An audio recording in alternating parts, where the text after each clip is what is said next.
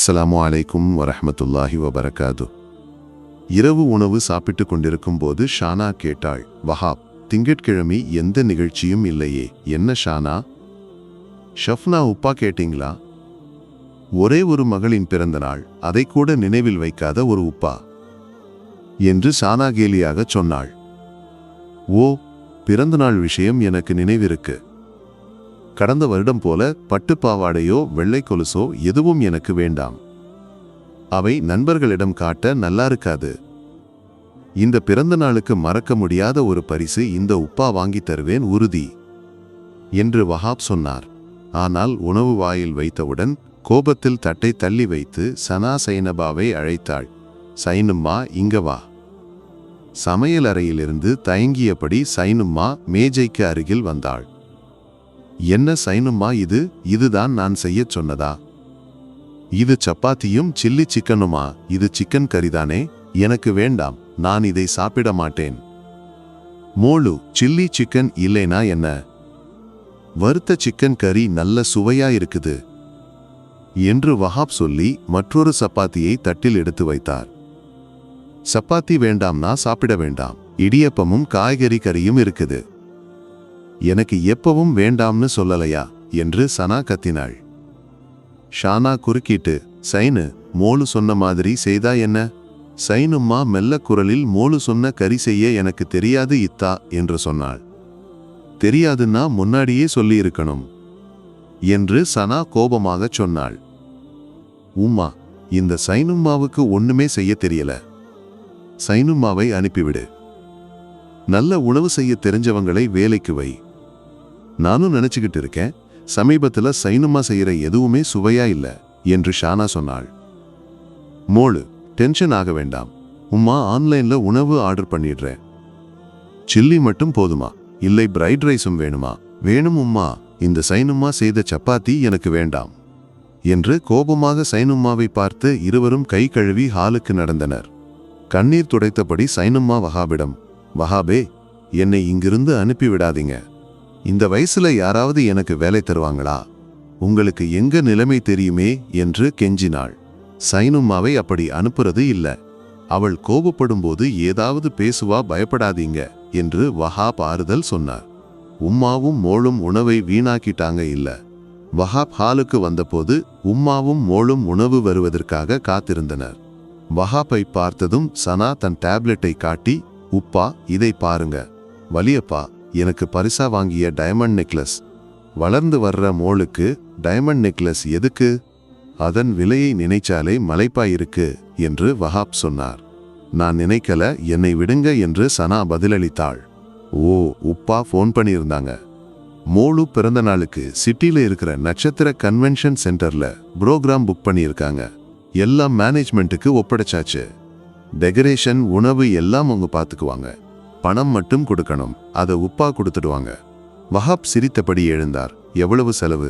வெறும் 10 லட்சம் என்று ஷானா சொன்னாள்.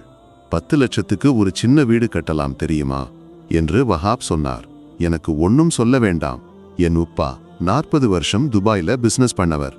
துபாயில எத்தீஃப்னு உப்பாவை அழைப்பாங்க. ஒரே மகளின் பிறந்த நாளுக்கு பணம் செலவு பண்ணலேனா எப்போ பண்ணுவாங்க? அப்போது ஆர்டர் செய்த உணவு வந்தது. உம்மாவும் மோளும் உணவு சாப்பிடச் சென்றனர். வஹாப் அறைக்கு சென்று போனை எடுத்துக்கொண்டு பால்கனிக்கு நடந்தார். உம்மா தூங்கி இருப்பாங்களா?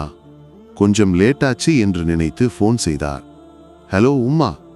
ஹலோ, நான் நினைச்சேன் என் மகன் உம்மாவை மறந்துட்டான்னு. உம்மாவோட குரல் கேட்காம நான் எப்பவாவது தூங்கி இருக்கேனா? உம்மா குரல் ஏன் அப்படி இருக்கு? ஒண்ணுமில்ல மோனே, உம்மாக்கு தெரியும் உன் விஷமம். ஷானி மாதிரியான ஒரு பொண்ணை நீ விரும்பலன்னு உன் இத்தாக்கு தெரியும். உன் வாழ்க்கையை என்று உம்மா அழ ஆரம்பித்தார். அப்படி ஒண்ணுமில்ல உம்மா, கொஞ்சம் ஆடம்பரமும் எடுத்து விடுற பழக்கமும் இருக்கு, அவ்வளவுதான். அவள் பாவம். உப்பா முன்னாடி எழுந்து வேலைக்காரங்களோடு பரம்பில் இறங்கி வேலை செய்யறார். அவருக்கு வயசாக ஆக வாசி குறையல என்று வஹாப் சொன்னார். மோனே, திங்கட்கிழமை சனமோளின் பிறந்த நாள் இல்லையா? ஆமாம் உம்மா. உம்மா வர்றீங்களா இங்க? கடந்த வருஷம் வந்தது ஞாபகம் இருக்குல்ல? ஷானியோட உப்பாவோட ஆடம்பர பேச்சும் நடவடிக்கைகளும் உன் உப்பாவுக்கு பிடிக்காது. ஏதாவது வாக்குவாதமாகும், அதனால நாங்க வரல மோனே.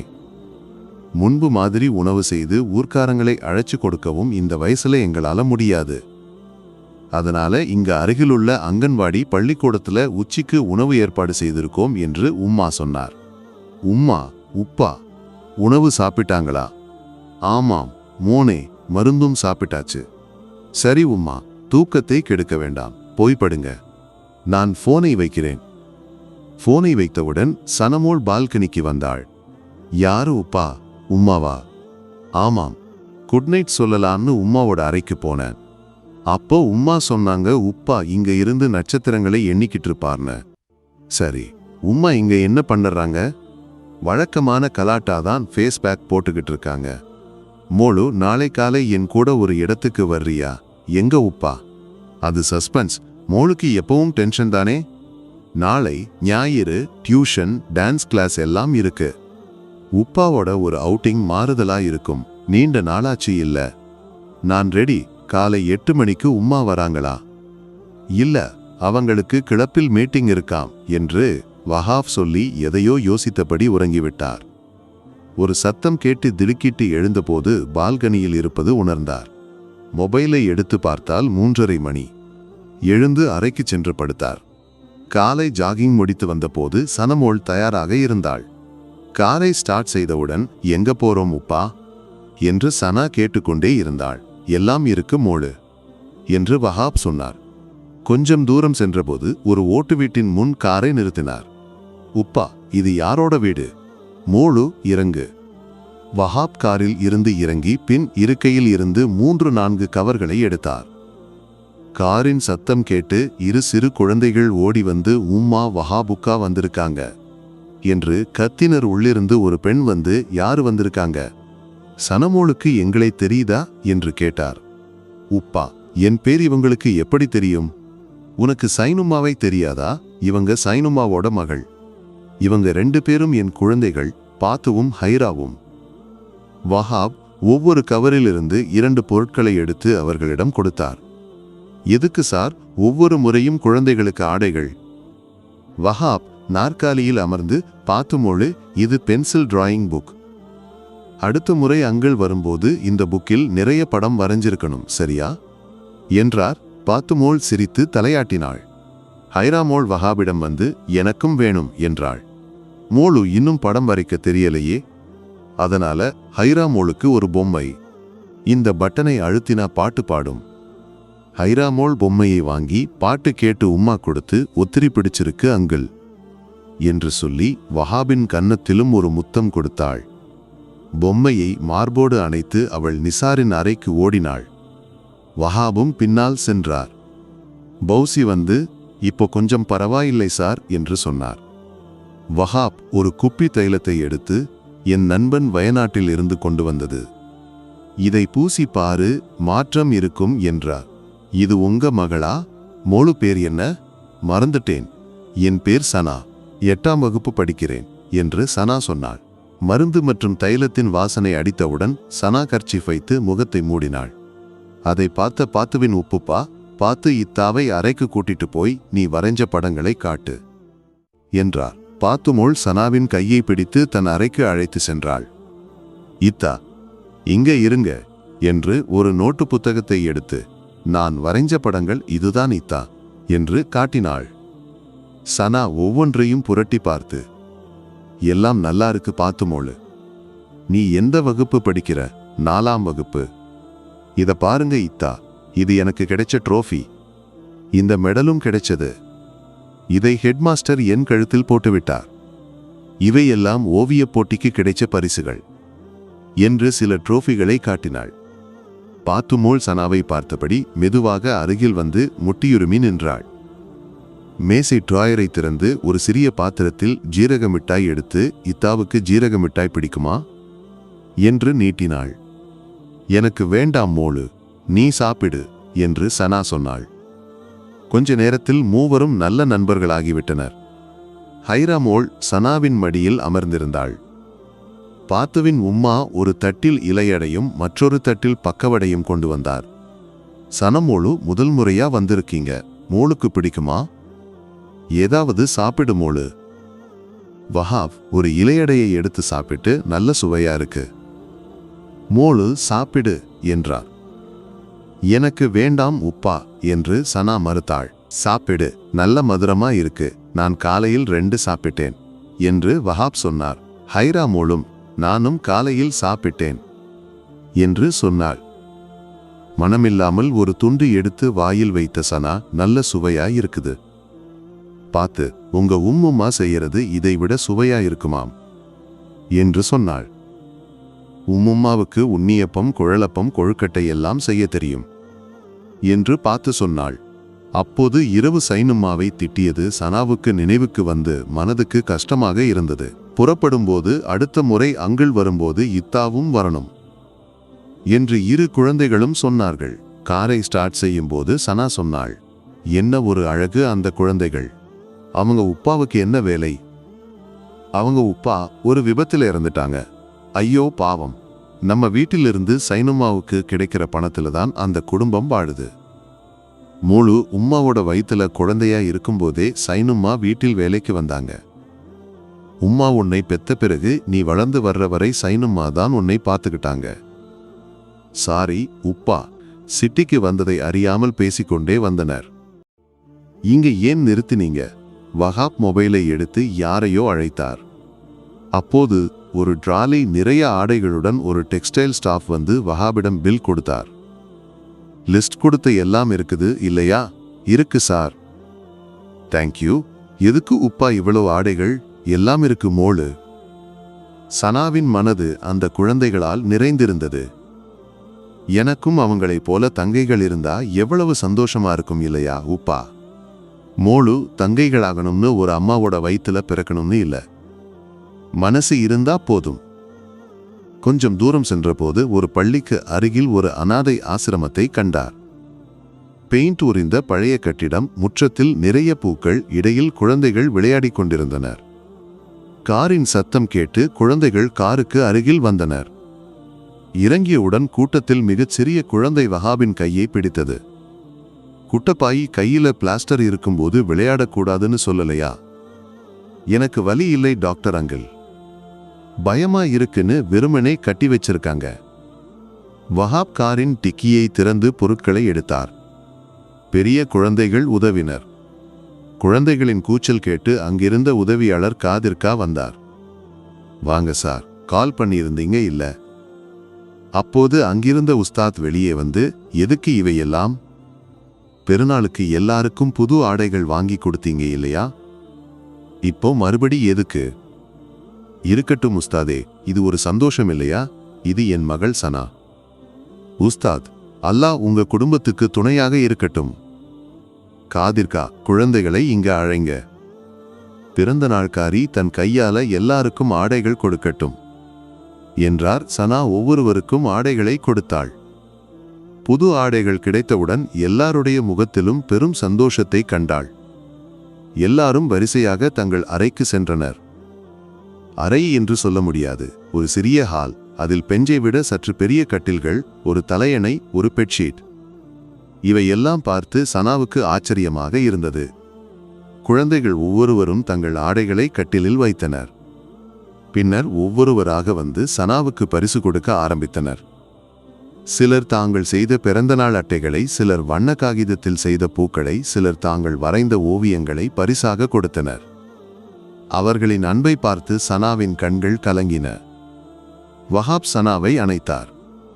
காதிர்கா வந்து, இன்னைக்கு வஹாப் சார் வகையில் எல்லாருக்கும் பிரியாணி என்று சொன்னார். எல்லாரும் ஹாலுக்கு செல்ல உஸ்தாத் சொன்னார். உணவு பரிமாறிய போதும் யாரும் சாப்பிடாமல் எல்லாரும் எழுந்து நின்று, இந்த உணவை எங்களுக்கு கொண்டு வந்த வஹாப் அங்களுக்கும் இத்தாவுக்கும் வேண்டி அல்லாஹ்விடம் பிரார்த்தனை செய்து சாப்பிட ஆரம்பித்தனர். இவையெல்லாம் சனா சினிமாவில் மட்டுமே பார்த்திருந்தாள். எல்லாரும் உணவு முடித்த பிறகு வஹாபும் சனாவும் உஸ்தாத்களுடன் உணவு சாப்பிட்டனர்.